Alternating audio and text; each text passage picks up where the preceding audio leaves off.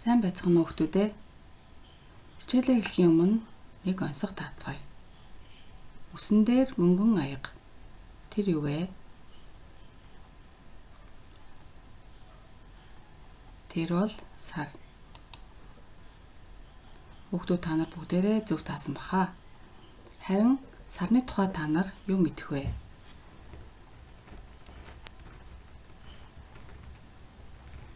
Зарим шөнө бүтэн дугуй сар гарч өдөр шиг гэрэлтэй байхад зарим шөнө нарийнхан ном шиг хэлбэртэй сар гардаг. Харин зарим шөнө огт саргүй та саранхуй шөнө болдог шүү дээ. Энэ юунаас болоод ингэдэг юм бол сарны элбэр яагаад өөрчлөгддөг юм бол дэлхий хөдөлдөг болохоор тэгдэм болов. Та нар юу гэж бодож байна? За тэгвэл өнөөдөр бид хүн байгалийн 5 дахь ангийн хичээлээр сарны хэлбэрийг ажиглая гэсэн хичээлийг өнөөдөр судлах гэж байна. Хичээлийн маань зорилго сарны хэлбэр хэрхэн өөрчлөгддгийг мэдэж авна. Энэхүү хичээлийг багангийн багш Гуадцэг, газар зүйн багш Мөнх Эрдэнаар хамтран бэлтгэлээ.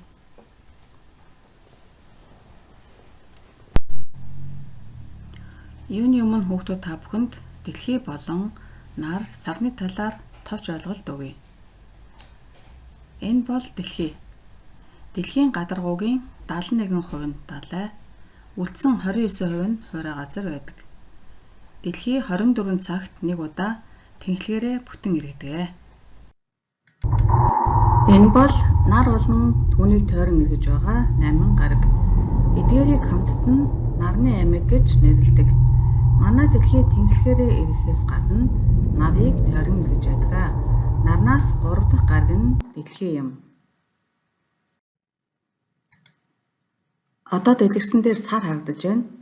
Сар бол дэлхийн цорын ганц дагуул юм. Сар нь дэлхийн адил тэнхлэгээрээ ирэхээс гадна 29.5 хоногт дэлхийг нэг удаа тойрон эргэдэг.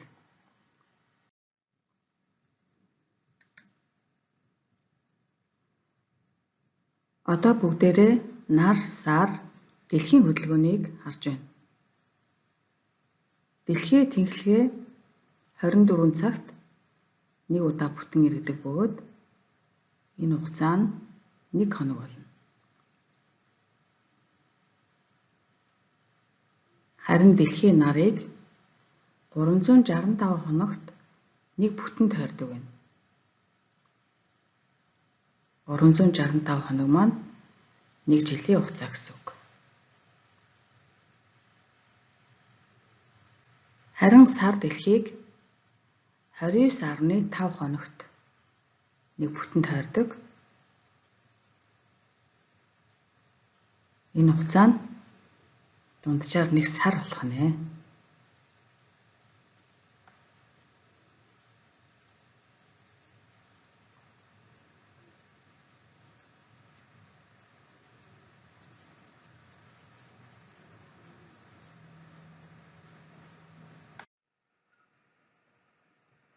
За одоо сарны хэлбэр яагаад өөрчлөгддгийг энэхүү бичлэгэн дээрээс харцгаая. Сар нь дэлхийг тойрч ирэх явцдаа аль нэг тал нь дэлхий рүү харж байдаг бөгөөд тэр хэсэг нь нарны гэрэл дойж гэрэлтэн харагддаг. За сар дэлхий ба нарны хооронд орших тохиолдолд түүний бүх гэрэлтэй тал нь нар руу харж сүүдэр тал нь дэлхий рүү харах тул сар үзэгдэхгүй. Саргүй та саранхуй шөнө болдог байна. Дэлхий, нар хоёрын голд сар байрлах тохиолдолд.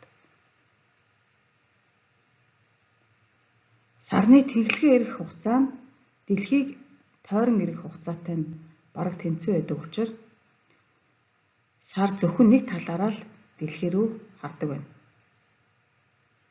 За сарны хэлбэр ийхүү өөрчлөгдөж явсаар одоо сар, нар хоёрын голд дэлхий орших тохиолдолд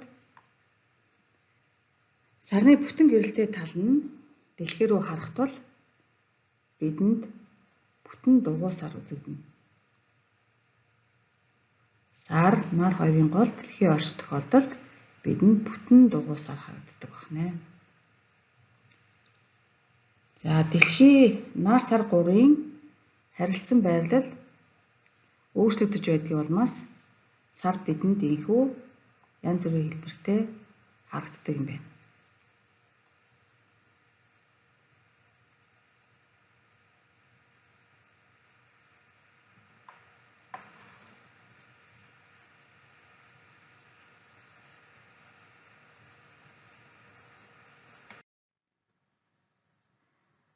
Одоо хүүхдүүдээ дэлгэцэн дээрх хоёр зургийг ажиглаарай. Эхний зураг та нарт ямар баярыг санагдуулж байна вэ? Энэ бол цагаан сар буюу Монгол үндэстний уламжлалт шинэ жилийн баярыг харуулсан зураг байна. Хоёр дахь зураг мөн л адил шинэ жилийн баярыг харуулсан зураг байна. Хоёулаа адилхан шинэ жилийн холбогдолтой зураг. Харин ялгаа нь юунд байна вэ? Хүүхдүүд та нар аргын тоолол, бэлгийн тоолол гэж сонсч байсан уу?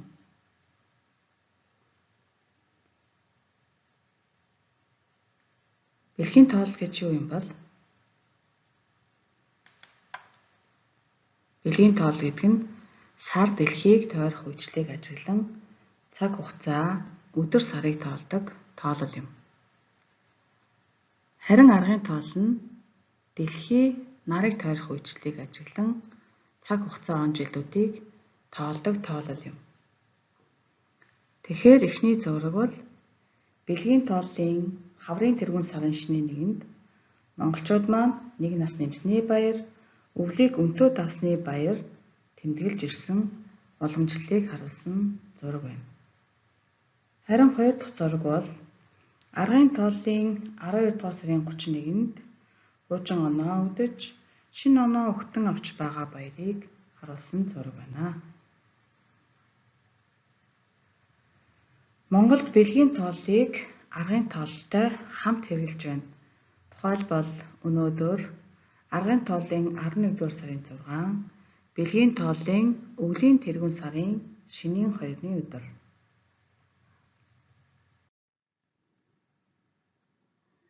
Цагаан сарын шинийн 1-ний өмнөх өдрийг бид битүүний өдөр хэмээн нэрлэж битүүлэх ёс үлддэг.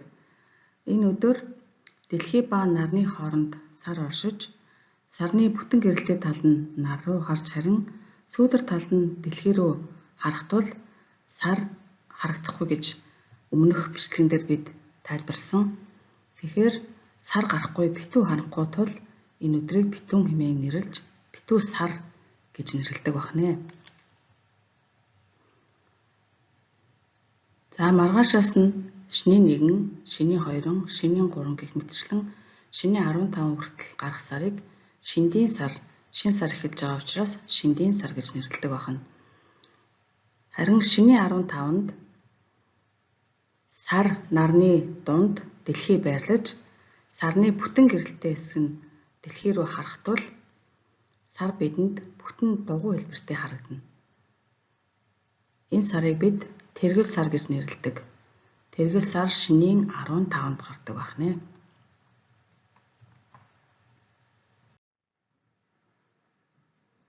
Монголчуудад сартай холбоотой цээрлэх болон бэлэгшээлтэй ёс заншил байдаг. Энэ бол шинийн 2-ны сар. Дөнгөж үзэгдээд өнгөрдөг энэ шинийн 2-ны сарыг алдалгүй олж харуул тэр жилдээ ол зомог гэхдээ явна хэмээн бэлэгшээдэг. Ер нь монголчууд маань нар сар уул усандаа ойрхон явж, өргөл эдээ бодоо өргөх нь үлзий тэмрэлтэй эрүүл буянтай явна хэмээн үзэж бэлэгшээдэг уламжлалтай. Мөн сартай холбоотой цээрлэх ёс байдаг нь хүүхдийг унтаж багт нь сарны гэрэл тусгаас сэргийлдэг. Энэ нь хүүхдийг муу зөө зүүдлэн айз өчнө хэмээн сэргийлдэг юм аа. За одоо бүгдээрээ өнөөдрийн хичээлээр олж авсан мэдлэгээ шалгаж үзцгээе. Асуулт 1. Дэлхий ямар хугацаанд тэнхлэгээний бүтэн иргэдэг вэ? А хариулт 365 хоногт, Б хариулт 24 цагт. За А хариултыг сонголоо. Буруу байна. Дэлхий 24 цагт тэнхлэгээ нэг бүтэн иргэдэг.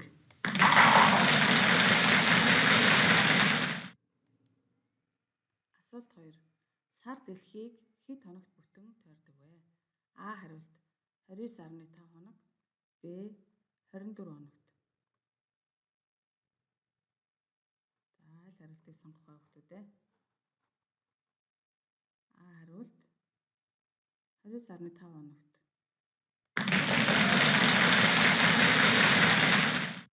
Зөв байна. Асуулт 3. Бүтэн дугуй сарыг юу гэж нэрлэдэг вэ? А. Битүү сар. Б. Тэргэл сар. А хариултыг сонголоо. Буруу байна. Бүтэн дугуй сарыг тэргэл сар гэж нэрлэдэг. Зөв байлаа. За, ингээд өнөөдрийн хичээлээр бид нар, сар, дэлхий 3-ын байрлалын өөрчлөлтөөс хамаарат сарны харагдах хэлбэр өөрчлөгддөг болохыг мэдэж авлаа. Хичээлээ анхааралтай утсан хүүхдүүдэд баярлалаа.